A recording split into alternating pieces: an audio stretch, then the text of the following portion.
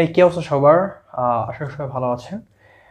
আজকে আমরা কথা বলছি sapiens a brief history of human kind এই বইটার দ্বিতীয় পর্ব বা দ্বিতীয় যে খণ্ডটা এটা নিয়ে কৃষি বিপ্লব। এর আগের ভিডিওতে অর্থাৎ প্রথম ভিডিওতে আমি বুদ্ধিভিত্তিক বিপ্লব নিয়ে আলোচনা করেছি। সেখানে দেখিয়েছি যে আমাদের বুদ্ধিভিত্তিক বিকাশগুলো কীভাবে হয়েছে, কোনটা ভালো কোনটা খারাপ, এবং মানুষের যেই বিবর্তনের যে ইতিহাসটা প্লাস আনুষঙ্গিক ব্যাপারগুলো। আজকে কথা বলছি আমি কৃষি বিপ্লব নিয়ে। তো এই বইটা রিভিউ করার আগে আমি আবার বলছি যে আসলে একটা বই রিভিউ মানে এটা সম্পূর্ণ তথ্যকে আমি উপস্থাপন করছি না। আমার প্রায় 99% তথ্য এখান থেকে বাদ পড়ে যাচ্ছে। আমি জাস্ট একটা সামারি আকারে উপস্থাপনের চেষ্টা করছি। আপনারা অবশ্যই বইটা কিনে পড়বেন, অবশ্যই আপনারা বইটা কিনে পড়বেন এবং অন্যকে বই পড়তে উৎসাহিত করবেন। তো যদি আপনাকে বলা হয় যে মানব সভ্যতার ইতিহাসের সব থেকে বড় প্রতারণা কোনটা, আপনি কি বলবেন? আপনার মাথার মধ্যে অনেকগুলা কাহিনী আসতে পারে বা কোনো একটা ইতিহাসের পাতায় হয়তো আপনি কোনো লুকোচুরি দিতে পারেন, বাট মানব সভ্যতার বা মানুষের ইতিহাসে সব থেকে বড় প্রতারণা হলো কৃষি বিপ্লব। আপনার এটা শুনে হয়তো একটু আশ্চর্য হতে পারেন, বাট এটাই সত্যি। কীভাবে সত্যি আপনাকে একটু বলি। তো কৃষি বিপ্লব শুরু হয়েছিল প্রায় 10,000 বছর আগে। তো 10,000 বছর আগে আমাদের যারা পূর্বপুরুষ ছিল তারা ফল সংগ্রহ করে জীবনযাপন করত। তারা কোনোটা স্থানে নির্দিষ্টভাবে থাকতো না, তারা স্থান দ্রুত পরিবর্তন করত এবং আশেপাশের গাছ থেকে যে ধরনের ফল পেত তারা ওগুলোই খেয়ে বা পরিবারের লোকজনদেরকে খাইয়ে বা দলের লোকজনদেরকে খাইয়ে তারা বেঁচে থাকতো। কিন্তু কৃষি বিপ্লব আমাদেরকে গৃহপালিত প্রাণীতে রূপান্তরিত করেছে। কীভাবে? এটার পিছনের কাহিনী হলো যে একজন কৃষক একজন ফল সংগ্রহের থেকে বেশি পরিশ্রম করত এবং কম বেনিফিট পেত বা কম মুনাফা পেত। এর পিছনে যে কাহিনীটা সেটা হলো যে আপনারা বর্তমানে দেখলেই পাবেন যে যারা আসলে কৃষক এদেরকে ঠিক মতন মূল্য দেওয়া হয় না, এবং এটা কিন্তু সব জায়গায় ঘটে। হ্যাঁ, যারা ব্যবসায়ী থাকে তারা বেশি পরিমাণে লাভ করে। হ্যাঁ, তো এই জিনিসটা আগে থেকেই কিন্তু চলে আসছে এবং কৃষি বিপ্লবের মূলত যে গম, ধান বা আলু এগুলোই মূলত আমাদেরকে গৃহপালিত প্রাণীতে রূপান্তরিত করেছে। কারণ হলো যে মানুষের বংশবৃদ্ধির জন্য বা বংশবৃদ্ধির জন্য খাবারের প্রয়োজন। তো আগে যেহেতু মানুষ কম খাবার খেত বা ফলমূল খেয়ে জীবনযাপন করত, তো তারা বংশবৃদ্ধি করতে পারতো না। হ্যাঁ, তো যখন দেখতে পেল যে ধানকেও এভাবে আসলে চাষাবাদ করা যায় বা আলুকে এভাবে চাষাবাদ করা যায়, তখন তারা একটা নির্দিষ্ট শ্রমের থেকে বেশি পরিশ্রম করা শুরু করলো আরও বেশি ফলন ফলানোর জন্য। তো যখন তারা বেশি উৎপাদন করতো তখন তারা বেশি পরিমাণে বংশবৃদ্ধি করতে পারতো। বিকজ অফ বংশবৃদ্ধির জন্য খাবারটা খুবই বড় জরুরি একটা জিনিস। কারণ হলো যে আপনি কোনো সন্তান জন্মদান করছেন, কিন্তু সে যদি না খেয়ে থাকে বা সে যদি অপুষ্টিতে মারা যায় তাহলে তো বংশবৃদ্ধি সম্ভব না। হ্যাঁ, তো যখন বেশি পরিমাণে খাবার থাকতো তখন শিশুরাও খেয়ে বাঁচতে পারতো, মায়েরাও খেয়ে বাঁচতে পারতো। সো একটা লুপ আকার আসলে এখানে ঘুরে যাচ্ছে যে বেশি ফলন উৎপাদন করা হচ্ছে বংশবৃদ্ধির জন্য। সো বংশবৃদ্ধি হচ্ছে থেকে আবার বেশি ফলন আসলে আমাদের উৎপাদন করা লাগছে। সো এভাবে কিন্তু আসলে এই কৃষি বিপ্লব আমাদের ইতিহাসের সব থেকে বড় ধোঁকাটির মধ্যে একটা। এটা মানুষকে সম্পূর্ণটা জায়গার মধ্যে আবদ্ধ করে রেখেছে। মানুষ এই কৃষি বিপ্লবের পরেই গ্রাম তৈরি করেছে, শহর তৈরি করেছে, আস্তে আস্তে তারা পরিবার গঠন করেছে, কোনো একটা জায়গাতে স্থায়ীভাবে বসবাস করা শুরু করেছে। এবং আপনি বর্তমান সভ্যতার যত ধরনের কার্যক্রম দেখছেন না কেন, যুদ্ধ বিগ্রহ, হানাহানি, ভূমিদখল, যা কিছু রয়েছে না কেন সব কিছু শুরু আসলে কৃষি বিপ্লবের থেকেই। তো এই বইটাতে কৃষি বিপ্লবকে আসলে এভাবে দেখিয়েছে। তারপরও আমাদের শরীর আসলে চাষাবাদের জন্য কখনোই উপযুক্ত ছিল না। হ্যাঁ, আমাদের জিনগতভাবে আসলে এভাবে আমরা তৈরি হইনি। হ্যাঁ, তো দীর্ঘ শ্রম এর কারণে আমাদের মেরুদণ্ডের রোগ, বাত, নানা ধরনের রোগ আসলে দেখা দিয়েছে। বাট ওই যে আমাদের বংশবৃদ্ধি করা লাগবে। হ্যাঁ, তো এইটা একটা লুপের মধ্যে পড়ি আসলে আমরা এই ধরনের কাজে নিমজ্জিত হয়েছি। তো এরপরের যে কাহিনীটা, মানুষ মূলত তাদের যেই এটাকে কি বলা হয়, এটাকে বলা হয় হলো যে বিলাসিতা আছে, এই বিলাসিতাগুলোকে আসলে আস্তে আস্তে তারা দৈনন্দিন চাহিদাতে আসলে রূপান্তরিত করে। হ্যাঁ, যেভাবে আমরা আগে ফল মূল খেয়ে বাঁচতাম, তারপর যখন ধান আসলো, আলু আসলো, চাল আসলো, এগুলো আসলে আমরা খেয়ে বাঁচা শুরু করেছি। এখন আমরা ওয়াশিং মেশিন ইউজ করছি, ল্যাপটপ ইউজ করছি, ফোন ইউজ করছি, নানা ধরনের সুযোগ সুবিধা আছে। বাট আপনি যদি চিন্তা করেন যে যখন প্রথম ফোন আবিষ্কার হয়েছিল বা ফোনটা যখন মার্কেটে এনেছিল, তখন কিন্তু এটা আসলে কিন্তু একটা চাহিদার দ্রব্য ছিল না, এটা ছিল একটা বিলাসিতার দ্রব্য।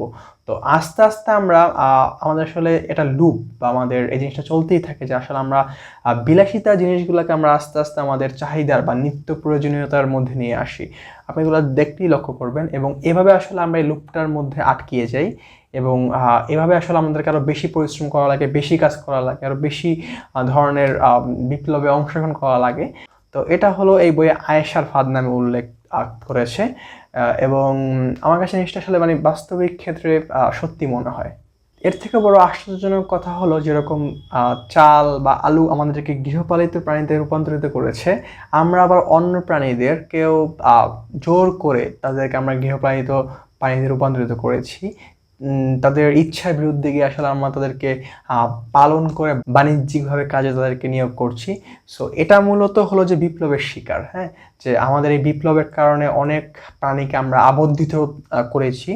সো এটাও আসলে একটা দেখার বিষয় যে আমাদের বিপ্লবটুকু আসলে কতটুকু সফল, আমরা কি আসলে কাদের জন্য কাজ করছি, হ্যাঁ, আমরা কি প্রাণীদেরকে মুক্তি দিচ্ছি নাকি। হ্যাঁ, আপনারা দেখতে পারবেন যে আমরা যে কৃষি বিপ্লবের ফলে যে খামার নির্মাণ থেকে শুরু করে হাবিজাবি যা আছে, হ্যাঁ, সো এগুলা মূলত যে আমরা চেষ্টা করি যে প্রাণীদেরকে গৃহপালিতভাবে বা ব্যবসায়িকভাবে কীভাবে আসলে আরও বেশি পরিমাণে লালন পালন করা যায় এই জিনিসটা।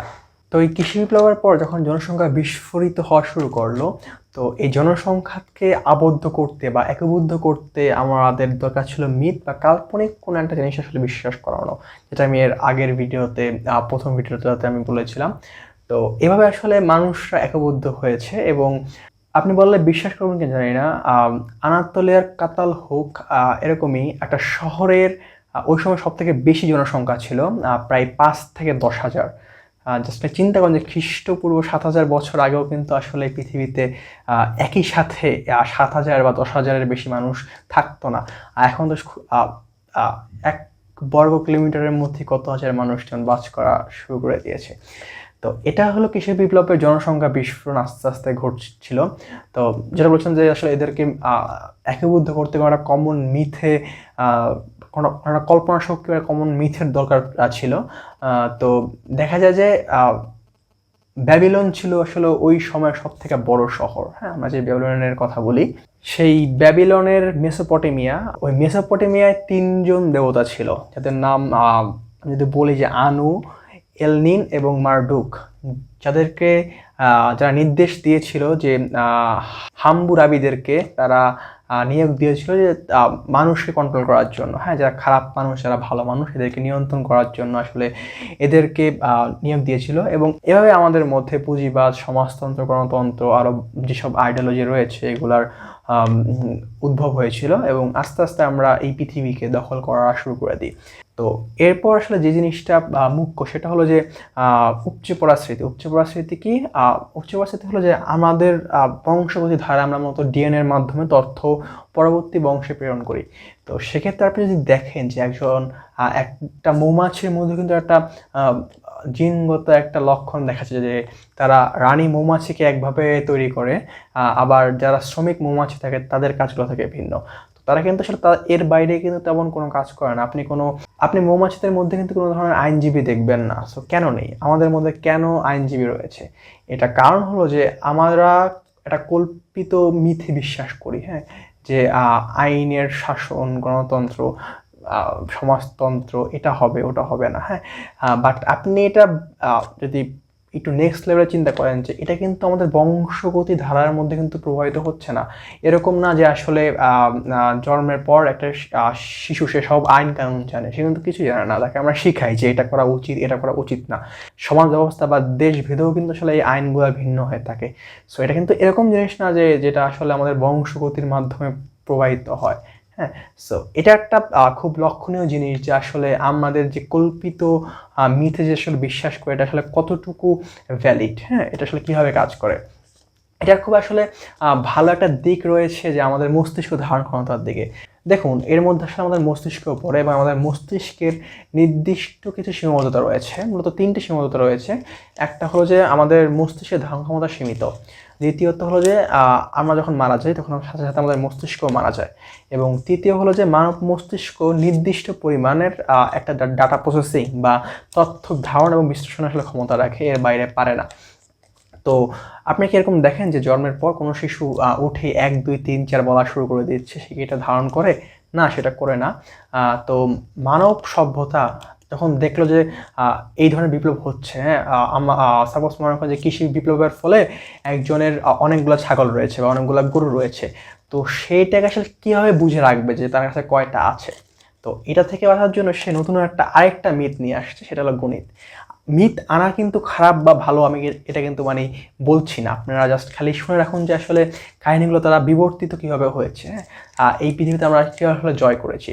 সো এই গণিতের উদ্ভবের ফলে এখন আমরা কাউন্ট করতে পারি যে আসলে আমার কাছে কয়টা আছে, ওর কাছে কয়টা আছে, হ্যাঁ। আমরা তো অ্যালজেব্রা, তারপর আমরা ক্যালকুলাসের মাধ্যমে আসলে আমরা অনেক কিছু নিয়ন্ত্রণ করতে পারি, আমরা এখন মহাকাশে যাচ্ছি, হ্যাঁ। কিন্তু একটা সাধারণ মস্তিষ্ক কিন্তু আসলে এই ডাটাগুলোকে প্রসেস করতে পারে না বা এই ডাটাগুলোকে ধারণ করতেও পারে না। সো এভাবে আসলে আমাদের এই কৃষি বিপ্লবের সাথে সাথে গাণিতিক যে বিপ্লব বা বুদ্ধিবৃত্তি বিপ্লবটাও কিন্তু হয়েছে। তো পরবর্তীতে দেখা যায় যে আমরা সবথেকে পুরানো সুমেরীয় লিখন পদ্ধতি আসলে আবিষ্কার করে, যেখানে আসলে 6 ভিত্তিক সংখ্যা পদ্ধতি ছিল। 6 ভিত্তিক সংখ্যা পদ্ধতি বলতে আসলে 0 থেকে 5 বা আমরা 1 থেকে 6 আসলে আমরা বলতে পারি। যেরকম আপনি দেখতে পাবেন যে দিন 24 ঘন্টা হয়, কারণ এটা 6 বেস, এটা আসলে ভিত্তিটা 6 বা 360 ডিগ্রি, হ্যাঁ। তো এটা হলো আসলে সুমেরীয় লিখন পদ্ধতি। এবং তারপর আমাদের 10 ভিত্তিক এসেছে, হ্যাঁ। তো সুমেরীয় লিখন পদ্ধতিতে আসলে শুধুমাত্র অঙ্ক এবং গণনার কাজে ব্যবহৃত হতো, এটাতে আমরা কোনো কবি সাহিত্য বা এই জিনিসপত্র কিন্তু আমরা লিখতে পারতাম না।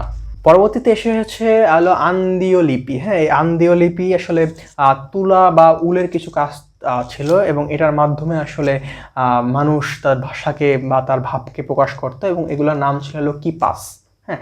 তো এই কিপাসের মাধ্যমে মানুষ তার যেই অঙ্ক বা গণিত থেকে বের হয়ে লিটারেচার বা সাহিত্যের যেই প্রকাশ, এটা আসলে শুরু করে দিল। এবং পরে দেখা যায় যে খ্রিস্টীয় 2500 সালের দিকে রাজারা ঐশী বাণী লিপিবদ্ধ করতো এবং এটাকে চিঠি লিখতে কিউনিফর্ম ব্যবহার করতো, হ্যাঁ। তো আমি এই তথ্যগুলো আসলে এখানে লিখে রেখেছি, বিকজ এগুলো তো আসলে আমার মস্তিষ্ক এগুলো ধারণ করার মতো ক্ষমতা নেই, হ্যাঁ। আমাদেরকে আসলে সেভাবে বিবর্তিত বা তৈরি হয়নি, হ্যাঁ। বা আমরা অনেক বেশি আসলে ট্রাই করলে দেন হয়তো আমাদের মাথার মধ্যে থাকতে পারে, বাট একটা সময় পর কিন্তু আমরা আসলে ভুলেও যাই। এবং এটা কিন্তু এরকম না যে আমি এই তথ্যটা মনে রেখেছি, আমার পরবর্তী বংশধর জিনের মাধ্যমে এই তথ্যটা মনে রাখবে, এটাও কিন্তু সম্ভব না। তো নেক্সট যেটা নিয়ে আমি কথা বলবো সেটা হলো ইতিহাসের ন্যায় বিচার নেই। এটা একটু সিরিয়াস টাইপের আসলে কথাবার্তা, বিকজ এটার মধ্যে রিলিজিয়াস, তারপর দেশ, একটা ঐতিহ্যতা, এইসব জিনিসপত্র আসলে চলে আসবে। সো তারপর আসলে আমার বলা লাগবে। তো মানুষেরা শ্রেণীবিভাগ করেছে, মানুষদেরকে শ্রেণীবিভাগ করেছে, এটা আসলে বড় কথা, হ্যাঁ। যেরকম হাম্মুরাবির আইনে 3 ধরনের মানুষ ছিল, যেরকম এদেরকে বলা হচ্ছে একজন যারা মনিব, আরেকজন হলো যারা সাধারণ, আরেকজন ছিল যারা দাস, হ্যাঁ।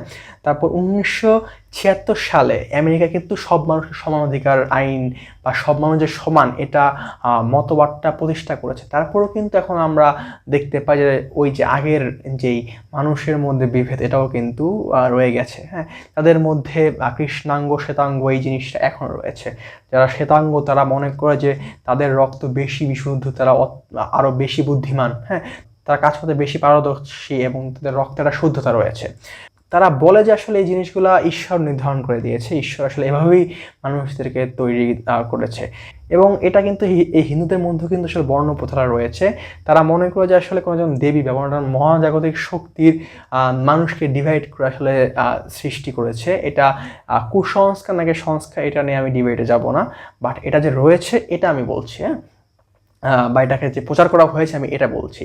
এখন যদি ঈশ্বরের নাম দিয়ে যদি কেউ প্রচার করে, সেক্ষেত্রে তো আসলে আমারও কোনো কিছু বলার নেই, হ্যাঁ। ওই যে বললাম না যে মানুষ আসলে কল্পিত একটা শক্তিতে বিশ্বাস করে বা কল্পিত একটা মিথে, সবাই একটা কল্পিত মিথে বিশ্বাস করে, হ্যাঁ। তো দেখা যায় যে প্রাচীন চৈনিকায় বিশ্বাস করতো যে দেবী নুওয়া তিনি মাটি থেকে যখন মানুষদেরকে সৃষ্টি করেছেন তখন তিনি উৎকৃষ্ট হলদে মাটি থেকে সৃষ্টি করেছেন যারা অভিজাত লোকদেরকে, এবং যারা সাধারণ তাদেরকে নির্মাণ করেছে হলো বাদামি কাদা মাটি থেকে। সো দেখেন আপনারা যে মানুষদেরকে ইতিহাসে, হ্যাঁ, মানুষদেরকে কন্ট্রোল করার জন্য মানুষরাই আসলে এইসব জিনিসপত্র আবিষ্কার করেছে। হ্যাঁ, আসলে কীভাবে তাকে আসলে রুল করা যায়। তারপর হলো যে এই যে হিন্দু সংস্কৃতির মধ্যে ব্রাহ্মণ শূদ্র যেই বিভেদটা রয়েছে, যে আসলে তারা বিশ্বাস করে যে এর এখান থেকে জন্ম হয়েছে, এর এখান থেকে জন্ম হয়েছে, এটা নিয়ে অনেক ডিবেট আছে।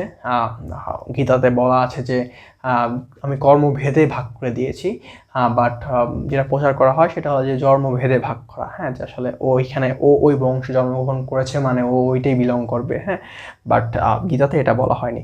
তো এখানে আসলে ডিফারেন্স দেওয়া যায়। হ্যাঁ, এখানে ডিফারেন্স দেওয়া যায়, আমি এইদিকে যাব না। সো মূলত মানুষরা যে আসলে এগুলা প্রচার করছে এটার পিছনে আসলে কারণটা কি, এটাও নিয়ে আসলে আমাদের খুব ভাববার একটা বিষয়। এখানে দেখানো হয়েছে যে আসলে দেখেন যে শুধুমাত্র যে মানুষের ভাগ, মানুষের মধ্যে আবার ভাগ, মানুষের যে লিঙ্গগত ভাগ এটাও কিন্তু আসলে বিদ্যমান রয়েছে। হ্যাঁ, যে নারীরা এটা করতে পারবে না, পুরুষরা এটা করতে পারবে, এটার পিছনে যুক্তি দেখা তাদের বডি স্ট্রাকচার না জিনিসপত্র আসলে নিয়ে আসছে। হ্যাঁ, এটা ঐশ্বরিকভাবে আসলে এভাবে মানে তৈরি হয়েছে বা ঐশ্বরিক এরকম কিছু নির্দেশনা রয়েছে। হ্যাঁ, তো এটা দ্বারাও আসলে মানুষ অন্যদেরকে আবদ্ধ করে রাখে। হ্যাঁ, কাউকে এক ঘরে করে রাখার বা কাউকে হারানোর সব থেকে ভালো নিয়ম হচ্ছে তাকে বলা যায় আসলে তুমি পাপের উৎস। হ্যাঁ, তুমি এটা করতে চেও না, তোমার জন্ম এইখানে, তুমি এভাবে জন্মগ্রহণ করেছো। হ্যাঁ, সো কিন্তু আপনি চিন্তা করেন যে ধরলাম যে দাস প্রথা বা এইসব জিনিসপত্র নিষিদ্ধ করা হয়েছে, তারপরে কি আসলে এগুলো চলে যাবে? না, এগুলো অন্যভাবে আসলে মানুষের মধ্যে বিলং করে। আপনি যতই বলেন না কেন আসলে কৃষ্ণাঙ্গ শ্বেতাঙ্গ বা এখন আর এই দ্বন্দ্বটা নেই, কিন্তু তারপর আসলে আপনি এই জিনিসপত্রটা লক্ষ্য করবেন মানুষ আসলে এগুলো কখনো রিমুভ করতে চায় না বা দূর করতে চায় না, বিকজ অফ তারা আসলে তার নিজের সুবিধাটা যে আসলে এগুলো তৈরি করেছে সে আসলে তার সুবিধাটা দেখে যে আসলে এটা দ্বারা তার কি লাভ হচ্ছে। হ্যাঁ, যদি দেখে যে তার লাভ হয় তখন okay fine, this is from god. হ্যাঁ, তো এরকম একটা আসলে মানে কাহিনী আসে। তো এটা আসলে এই মানব জাতির ইতিহাসের অন্যতম কৃষি বিপ্লবের পর এই জিনিসটা আসলে চলে আসছে। নেক্সট হলো সেক্স অ্যান্ড জেন্ডার। এটা আর একটু ডিপ টপিক।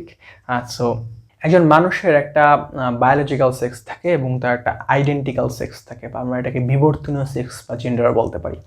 যেরকম মনে করেন যে একজন পুরুষ আগে মাঠে কাজ করতো বা কাজ করতো, এখনও সে কাজ করে।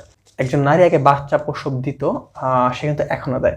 বাট একজন নারী আগে ভোট দিতে পারতো না, তার সে অধিকারটা ছিল না, বাট সে এখন ভোট দেয়। তো এই যেটা বিবর্তন হয়েছে এটা হলো আইডেন্টিক্যাল সেক্স বা জেন্ডার, যে আসলে আমাদের জেন্ডারগত যে বিবর্তনটা হয়েছে, যে মানুষ বা একটা নির্দিষ্ট যে ভাগটা করা হয়েছে, আমি এর আগে যেটা বলেছিলাম যে এরা এটা করতে পারবে, এরা এটা করতে পারবে না, সেখান থেকে বের হয়ে এসে বর্তমানে যে ধারণাগুলোকে এস্টাবলিশ করা হচ্ছে, তো এটার যেই বিবর্তনটা এটাকে আসলে আমরা জেন্ডার বলি। সেক্স এবং জেন্ডার কিন্তু আসলে এক জিনিস না।